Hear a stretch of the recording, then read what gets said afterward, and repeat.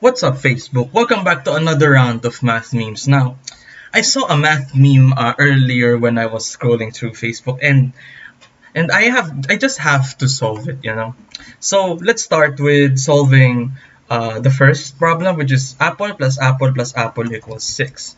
Now we can simplify this to 3 apple plus equals 6, which means that apple is equal to 2. That's easy enough. Now, the next one is also kind of easy. What is the natural logarithm of lemon is equal to 1? We can raise e to both sides so that we cancel this out. So we can get lemon equals e. Now the next one is the limit as x goes to apple, which we now know is 2, plus 1 over x minus 2 is equal to banana. Now we know that this is equal to infinity, positive infinity to be exact. Now the last question we can let's try to transform it into something more familiar. So but we know banana is equal to positive infinity, so we can replace the infinite banana with infinity. We can replace the lemon with e. And I don't like pineapple because the green stuff is not good. So let me replace that with x. And then the apple is 2, so that's squared. And then dx. Now, let's erase this for a moment. There we go. Now what we're going to do first here is to assign it as letter I. And then we're going to change the variable around here. So we're just going to change the letters, so it's still going to be I. So let's rewrite it first. Y squared dy. So that is still the same integral earlier, but the letter is different. Now let's try combining them together, the different variables together. So since this is about I, we can say I squared is equal to the integral infinity negative infinity here, and then another one. And then we can combine them together like this, dx dy. Now let's rearrange them so it looks clean. All right. So now we say here that this encompasses all the real numbers in the 2D plane, and then we can group this together so that it forms x squared plus y squared dx dy. Now this looks familiar because this is the graph of a circle. Now if you remember, x squared plus y squared squared equals r squared is the graph of a circle. So there's something familiar about that. And then let's take the graph of this double integral. Now if you know me, this looks familiar. This is because the graph of e to the negative x squared is actually something looking like this.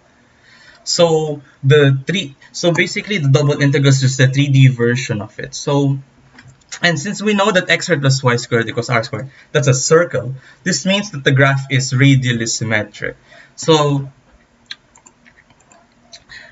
let's go to our next step, which is to combine the x squared and x squared plus y squared into r squared. But we have to do something else, which is to multiply the entire integral by 2 pi r, which is the area of a circle, if you know what I mean. So 2 pi r is the area of a circle, and then we multiply it by this thing, essentially e to the negative x squared.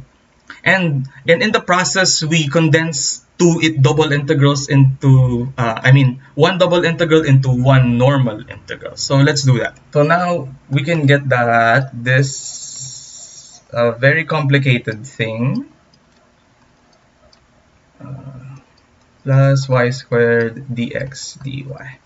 We can say now that this is the integral as it goes from 0 to infinity of 2 pi r, then we multiply by e to the negative r squared, and then we replace this with dr. Now we can put pi outside since it is just a constant, and then we leave the 2 in so it's easier for the calculations. R squared dr, and look at that. that is something that is integrable. You know, we can use integration by substitution for that. So let's integrate by substituting. I want the letter u. I just like the letter u, you know. And then let's replace. The differentiate both sides. So this is 2r dr and this is du. So 2r dr exists here and here, so that is replaced by du, and r squared is here, so that's replaced by u. And we need to, of course, calculate the bounds, of course, of the integral. So if we put infinity in here, we also get infinity in u, so u is infinity. And if we get 0 here, we also get 0, so nothing changes about that. Let's replace all that we need to replace, negative u du, and there we go. That's much easier to integrate than the last one. So let's integrate.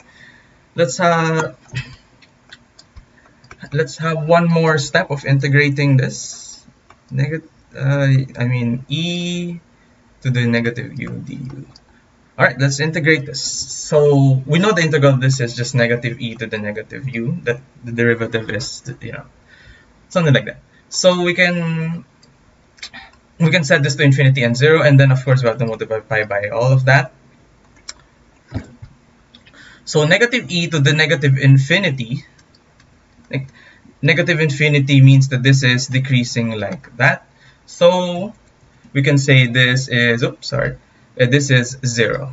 Now minus negative e to the negative 0. Negative 0 is just 0, and then e to the 0 is just 1. So this is negative 1, but we have negative here, so this is now positive 1. So this is 0 plus 1 times pi, which is pi. Now this is I squared, as we have said earlier. Now we just have to find the square root of both sides, and the integral is now equal to square root of pi. So the final answer for this is that the answer of the final equation is square root of pi. That's all for now. I'll see you later.